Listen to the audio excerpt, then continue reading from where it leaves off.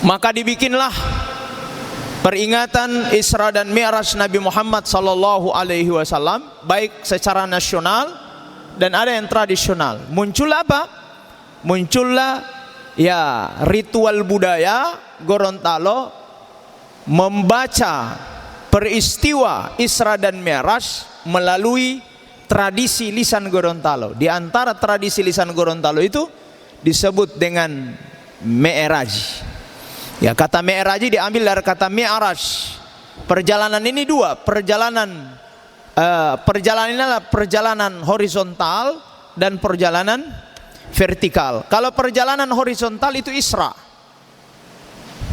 Ya, perjalanan horizontal itu Isra. Minal Masjidil Haram ilal Masjidil Aqsa. Sementara perjalanan vertikal itu yang disebut dengan Mi'raj. Tapi kenapa Gorontalo ambil kata Mi'raji bukan Isra'i? Nah, ketika disebut kata Mi'raji include dalalah tadhamuniyah dalam ilmu mantik, dikatakan satu tapi include dua. Dan itu yang disebut kalau dalam ilmu tafsir disebut dengan ijazul lafzi. Apa ijazul lafzi? Ijazul lafzi adalah ekonomi kata. Ya, sama dengan Quran.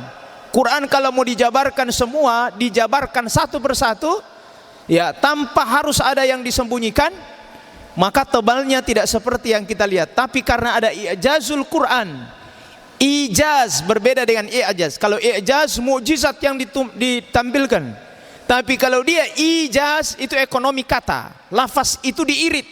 Quran lebih irit dari Honda. Zuyyina linnasi hubbus syahawati minan nisa. Didesain oleh Allah secara fitrah. Zuyyina linnasi hubbus syahawat, bahwa dia suka kepada perempuan.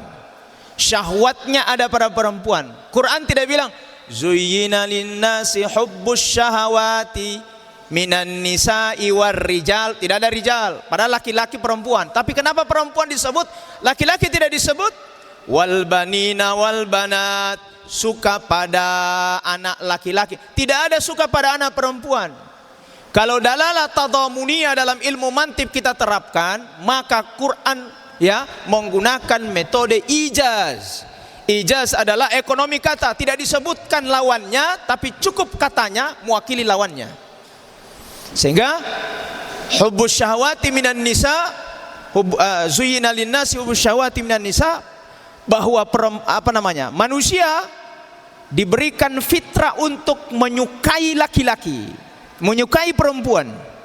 Sama halnya dengan perempuan menyukai laki-laki. Nah, karena itu Gorontalo ambil Mi'raji, include di dalamnya adalah Isra. Tidak disebut wala baitutihi Mi'raji wa Isra'i, tidak. Disebutkan Mi'raj, include di dalamnya adalah Isra. Ini adalah salah satu tradisi lisan Gorontalo yang mengantarkan pemahaman kita. Isra Mi'raj itu dibahasakan dalam bahasa Quran. Dan tidak semua orang paham. Di level masyarakat paling rendah kasihan, tidak tahu. Jangankan mereka bisa baca gundul, Qurannya saja tidak bisa baca. Dua, hadis juga menjelaskan tentang Isra dan Mi'raj bahasa Arab. Sehingga bagaimana kemudian orang di ujung Bone Bolango sana, ujung Pohuwato sana, yang kadang mereka tidak tahu bahasa Indonesia, itu diantarkan pemahaman Mi'raji itu dengan bahasa Gorontalo. Terjadilah tradisi lisan Tanggulio Mi'raji. Ya, ada pakar di sini. Boleh malam pemula main tangulallah taala tiotala balawat tumulato atolio dan seterusnya. Dan seterusnya. Orang yang tidak tahu apa-apa bisa paham, oh ternyata kisah Isra Mi'raj yang ada dalam Quran disebutkan dalam hadis sudah bisa dipahami dengan unsur bahasa. Dan unsur bahasa itu bagian terkecil daripada budaya. Maka jadilah Mi'raji itu budaya, tapi tidak budaya murni, tapi ada unsur religiutasnya atau ada unsur keimanannya, ada unsur apa? Ada unsur spiritualnya, dibungkus oleh orang Gorontalo. Inilah yang disebut dengan adat bersendikan syara, syara bersendikan kitabullah. Adat ya bersendikan syara, syara bersendikan kitabullah. Ceritanya adalah cerita hadis. Ya, bagaimana Rasulullah sallallahu alaihi wasallam di Isra Mi'rajkan oleh Allah. Oleh setiap para penulis Mi'raj itu dibagi tiga. Mi'raj itu dibagi tiga. Yang pertama sifati, yang kedua adalah mi'raji, dan yang ketiga adalah wafati. Jadi kalau sifati itu sosok Rasulullah sallallahu alaihi wasallam sebelum dia Isra. Kemudian bab 2-nya di buku itu ada yang disebut dengan mi'raji, baru itu naik. Bagaimana proses mi'rajnya Rasulullah sallallahu alaihi wasallam menembus 7 petala langit sampai kemudian arash, sampai ada ujung yang kita yakini tidak bisa dibuktikan. Ya, kita yakini ada namanya mustawa. Mustawa tempat bersemayamnya Allah bila kaifin wala tashbih. Tanpa harus dipahami bagaimana dia bersemayam. Ya, tidak bisa dipahami karena dia bahasa manusia.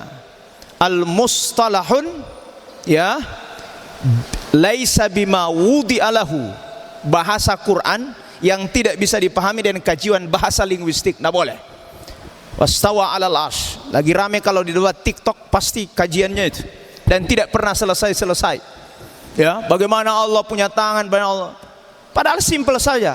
Idza ta'arat al-muhkamat ma'al mutasyabihat, quddimatil muhkamat 'alal mutasyabihat.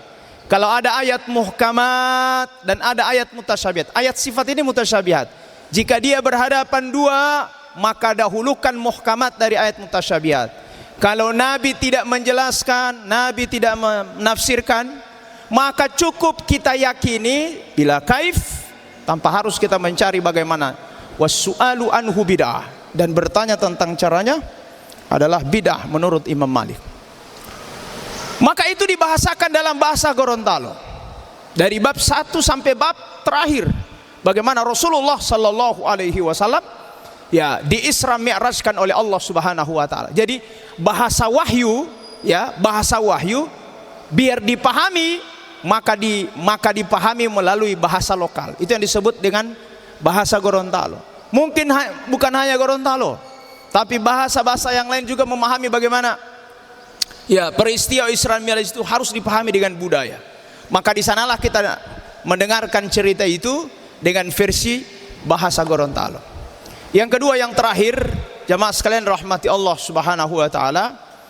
Yang kedua adalah motivasi penulisan tradisi lisan Gorontalo melalui ya mi'raji bahasa Gorontalo ini biar dipahami oleh semua dan dimengerti bahwa al-qissatu fil Quran juz'un minal aqidah, bahwa sesungguhnya kisah yang diajarkan oleh Al-Quran ditranslate dengan menggunakan semua bahasa, dia bagian yang harus diyakini dan dipelajari.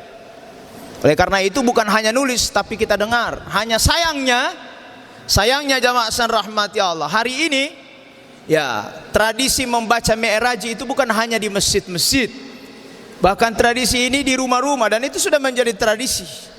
Kadang itu peninggalan warisan dari orang tua, anak melanjutkan semangatnya berbeda dengan orang tua. Pak Imam toduolom mi'raji ya, toduolom mi'raji soalnya pesan lo mongo panggola, pesan lo mongo dula, ini pesan dulu toduolo.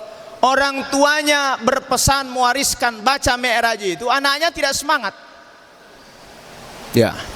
Akhirnya mi'raji hanya ritual biasa tanpa makna, yang sampai hari ini banyak sekali yang tidak memahami tentang peristiwa ini. Sekira berapa hal ini yang kami sampaikan, insyaallah kita diberikan oleh Allah Subhanahu wa taala kekuatan, kesehatan dan kesempatan untuk beribadah di bulan yang mulia ini. Sekian, assalamualaikum warahmatullahi wabarakatuh.